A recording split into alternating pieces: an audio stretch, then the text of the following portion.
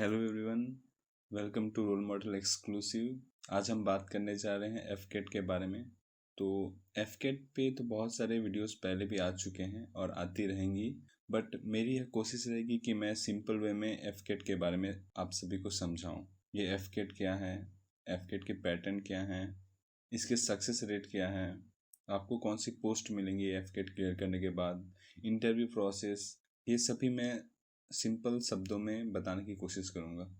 एफकेट 2 की नोटिफिकेशंस आ चुकी है। एप्लीकेशन फॉर्म स्टार्ट होंगी एफकेट सीडेक की वेबसाइट में 15 जून से, जो कि ख़त्म होगी 14 जुलाई तक। सो गाइस, इन बिटवीन हम फॉर्म भर सकते हैं।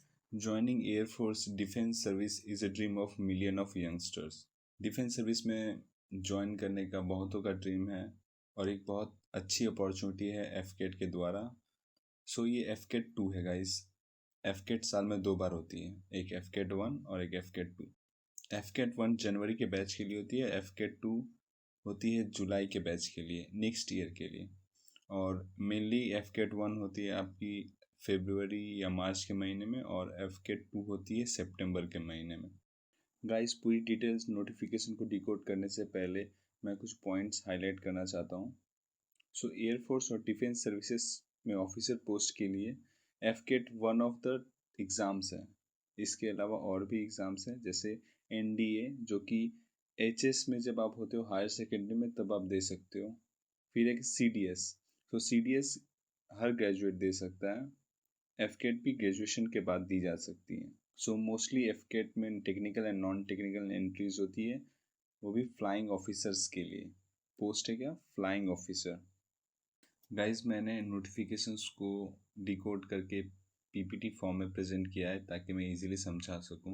क्या होता है कि नोटिफिकेशंस पीडीएफ में प्रॉब्लम्स होती है क्योंकि इतनी सारी पेजेस होती है, 50 पेजेस की नोटिफिकेशंस है गाइस। मैंने डिस्क्रिप्शन में लिंक शेयर कर दिया है, आप नोटिफिकेशन में जा सकते हैं और पूरा डिटेल्स नोटिफिकेशंस पढ़ सकते हैं। So guys, AFCAT concurrently 2 exams कराती है। पहला AFCAT main and EKT, engineering knowledge test. अगर आप टेक्निकल एंट्री है तो आपको ईकेटी देनी पड़ेगी। अगर आप टेक्निकल एरिया में नहीं जाना चाहते, नॉन टेक्निकल में जाना चाहते तो आप ऑप्ट आउट कर सकते हैं, आप सिर्फ मेन दे सकते हैं। टेक्निकल पोस्ट के लिए क्लियर करनी पड़ेगी EKT. So both are important for technical and non technical के लिए सिर्फ एफकेट का जो मेन पेपर है वही देनी पड़ेगी। इस टाइप ऑफ कमीशंस की बात करें तो 2 टाइप की कमीशंस हैं, permanent commission and short service commission. Permanent commission सिर्फ मेंस के लिए होंगी और शॉर्ट सर्विस कमीशन जो कि एसएससी, मेन वुमेन दोनों के लिए है। सो परमानेंट कमीशन में आपको लाइफ टाइम के लिए एयरफोर्स की जॉब रहेगी, लाइफ टाइम के लिए। और शॉर्ट सर्विस कमीशन के लिए आपको 14 ईयर्स और 2-3 ईयर एक्सटेंशन दे के होगी शॉर्ट सर्विस कमीशन। मतलब आपको परमानेंट जॉब नहीं है, वो 14 ईयर्स है, उसके अकॉर्डिंग वैकेंसीज है। गाइज, मेन कंटेंट की बात करते हैं। Main content means vacancies. So entry, branch, course number and vacancies इस नोटिफिकेशंस में क्या क्या है। पहली जो एंट्री है एफकेट एंट्री।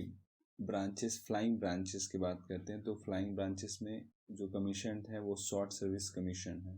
फ्लाइंग ब्रांचेस में गाइस एक भी परमानेंट कमीशन नहीं है, मतलब आपको 14 ईयर्स की सर्विस होगी। सो इसमें वैकेंसी है गाइस 74। इसमें मेल फीमेल दोनों अप्लाई कर सकते हैं। तो ये शॉर्ट सर्विस कमीशन में कितने पोस्ट हैं? 74 पोस्ट हैं। अब बात करते हैं ग्राउंड ड्यूटी की। तो ग्राउंड ड्यूटी में गाइस 2 टाइप्स की है branches, technical and non technical. टेक्निकल में बात करें तो aeronautical engineer, electronics and aeronautical engineer, mechanical. So इसमें कंप्यूटर साइंस, अदर ब्रांचेस भी अप्लाई कर सकते। इसमें परमानेंट कमीशन मेन के लिए हैं और short service commission main and women के लिए हैं। सो इसमें AEL, एरोनॉटिकल इंजीनियर एल के लिए 40 परमानेंट कमीशन और 26 शॉर्ट सर्विस कमीशन। और एरोनॉटिकल इंजीनियर मैकेनिकल, इसके लिए परमानेंट कमीशन है 23 and short service commission 16। So ground duty non technical की बात करें तो इसमें 2 दिया हुआ है, एडमिनिस्ट्रेशन और एजुकेशन। इसमें परमानेंट कमीशन है और शॉर्ट सर्विस कमीशन दोनों ही है। एडमिनिस्ट्रेशन में परमानेंट कमीशन है 23 और शॉर्ट सर्विस कमीशन की वैकेंसी है 16। एजुकेशन में ये हो जाती है पीसी के लिए 8 और शॉर्ट सर्विस कमीशन के लिए भी 8। अब बात करते हैं एनसीसी स्पेशल एंट्री की, जो कि नेशनल कैडेट कॉर्प्स हैं। सो एनसीसी स्पेशल एंट्री में ब्रांच जो है वो फ्लाइंग ब्रांच है।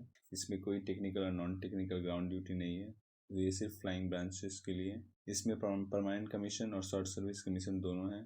इसमें बताया गया है वैकेंसीज में कि 10% seats out of CDSE vacancies for permanent commission and 10% seats out of FCAT vacancies for SSC। इसमें जितनी वैकेंसीज है उसकी 10% NCC स्पेशल एंट्री की वैकेंसीज होगी। और मेटीरियोलॉजी एंट्री की बात करें तो इसमें सिर्फ ग्राउंड ड्यूटी की दिया गया है, इसमें सिर्फ ग्राउंड ड्यूटी के बारे में दिया गया है जो कि नॉन टेक्निकल है। इसमें परमानेंट कमीशन 10 है और शॉर्ट सर्विस कमीशन 12 है। सो गाइस ये है कंप्लीट वैकेंसीज। गाइस मैंने जो अभी भी जितने सारे वैकेंसीज पढ़े उनके लिए अलग अलग एजुकेशन क्वालिफिकेशंस चाहिए। सो गाइस स्टार्ट करते हैं फ्लाइंग ब्रांच से।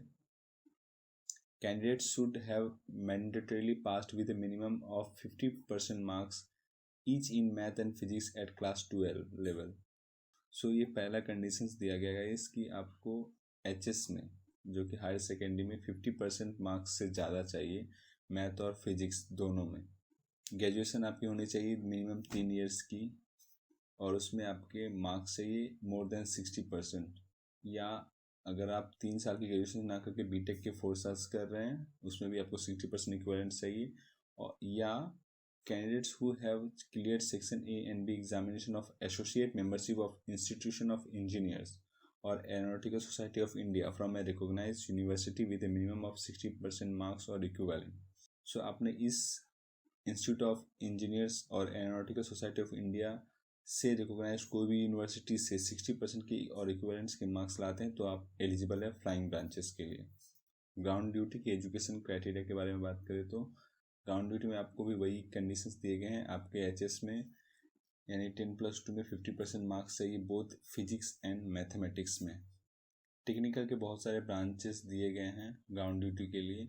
सो इंजीनियरिंग के मोस्ट ऑफ द ब्रांचेस लगभग ऑल ब्रांचेस ये एग्ज़ाम दे सकते हैं।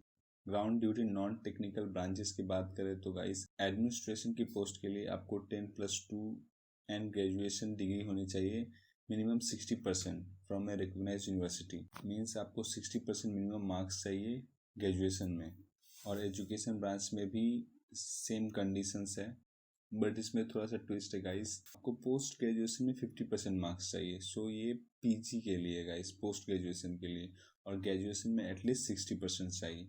मीन्स इस एजुकेशन पोस्ट में सिर्फ PG वाले अप्लाई कर सकते हैं। और मेटेरियोलॉजी की बात करें तो guys post graduate degree in any science stream, कोई भी साइंस स्ट्रीम जैसे कि mathematics, statistics, geography, computer applications, environment science, applied physics, oceanography, meteorology, agriculture, metrology, ecology, environment, geophysics, environment biology, इन सब में मिनिमम 50% मार्क्स चाहिए।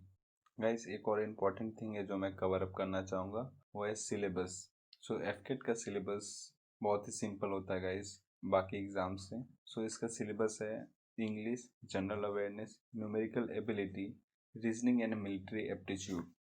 इसके बाद होती है EKT engineering knowledge test, electrical and electronics, mechanical and computer science. So guys इन चारों मिक्स ब्रांचेस से क्वेश्चंस आती है EKT में। सो इंग्लिश की बात करें तो comprehension, error detection, sentence completion, filling in of correct words, synonyms, antonyms and testing of vocabulary, idioms and phrases होंगी।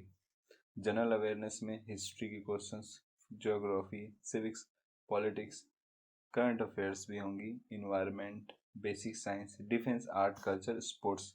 न्यूमेरिकल एबिलिटीज़ में decimal, function, time and work, average, profit and loss, percentage, ratio and proportions and simple interest, time and distance जैसे कि trains, boats and stream के problems.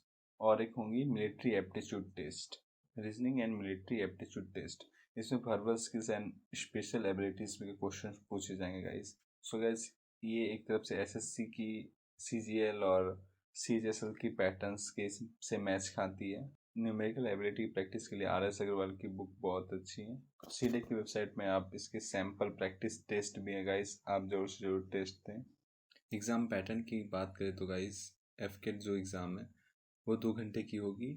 इसमें 100 questions रहेंगे जो कि 300 marks के होंगे। और EKT में 50 क्वेश्चंस रहेंगे जो कि टाइम ड्यूरेशन है 45 मिनट्स और टोटल मार्किंग है इसका 150।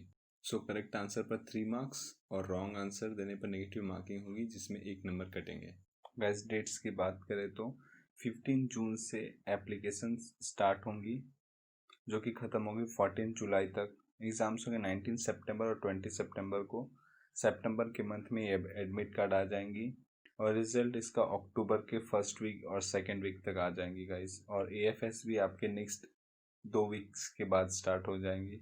सो गाइस अभी से प्रिपरेशन स्टार्ट कर देना चाहिए, बहुत बेटर रहेगा। आप एफकेट की एप्लीकेशन फ़ीस है guys 250 rupees for all candidates. अगर आप एनसीसी स्पेशल एंट्री हैं तो आपको फ़ीस नहीं लगेगी, या आप मेट्रोलॉजी स्पेशल एंट्री है तो आपकी फ़ीस नहीं लगेगी। बाकी सारे कैंडिडेट्स की इसमें फ़ीस लगेगी, वो भी 250। गाइस इंडियन एयरफोर्स को रॉयल डिफेंस सर्विसेज के नाम से भी जाना जाता है। इसमें बहुत सारे एप्लीकेशंस आती हैं, बहुत सारे जोश, बहुत सारे युवा इसमें अप्लाई करते हैं।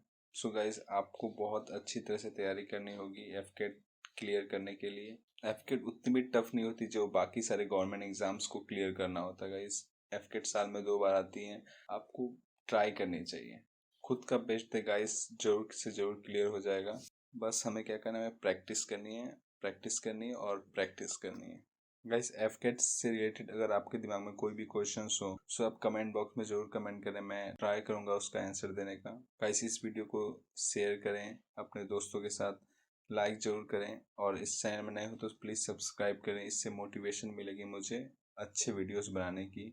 इस वीडियो में कोई भी कमी हो तो प्लीज़ कमेंट जरूर करें ताकि मैं नेक्स्ट वीडियो में उसे क्लियर कर सकूं। गाइस आपकी फीडबैक बहुत इंपॉर्टेंट होती है। गाइस फ्यूचर्स के बहुत सारे जॉब अपॉर्चुनिटीज़ के लिए इस चैनल को सब्सक्राइब जरूर करें। तब तक के लिए नमस्ते, stay home, stay safe guys, thank you.